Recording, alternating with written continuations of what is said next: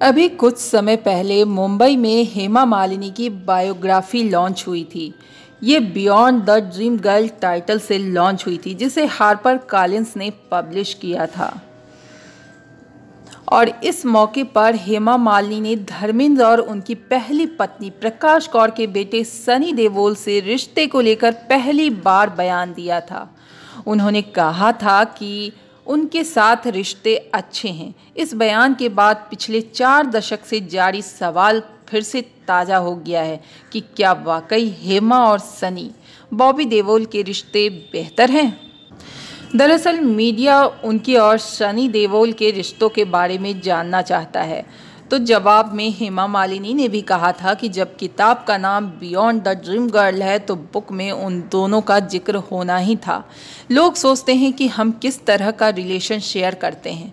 आपको बता दूं, जब भी ज़रूरत होती है सनी हमेशा साथ रहते हैं। हेमा मालिनी अपने हादसे को याद करते हुए कहती हैं कि जब वो हादसा हुआ था, यानी कि 2015 में जो कार एक्सीडेंट हुआ था, तब सनी सबसे पहले मुझे देखने पहुंचे थे।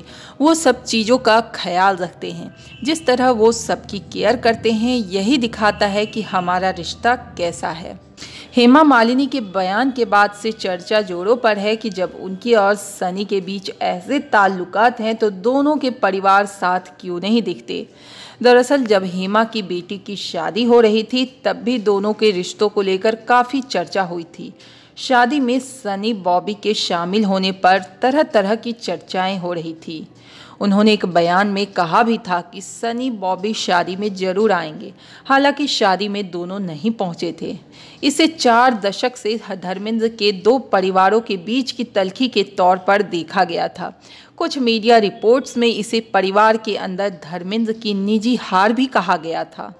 दरअसल बेटी की शादी से ठीक पहले धर्मेंद्र ने सनी बॉबी से शादी में शरीक होने को कहा था, लेकिन सनी और बॉबी हेमा की दोनों बेटियों की शादी में नहीं आए थे। रिपोर्ट्स के मुताबिक सनी देओल और हेमा के रिश्ते कभी भी ठीक नहीं रहे। दोनों को सार्वजनिक मंचों पर एक साथ नहीं देखा गया। हालांकि हेमा कई बार सनी को लेकर बोलती रही हैं। वैसे आपको बता दें कि हेमा मालिनी सनी देओल की सौतेली मां हैं।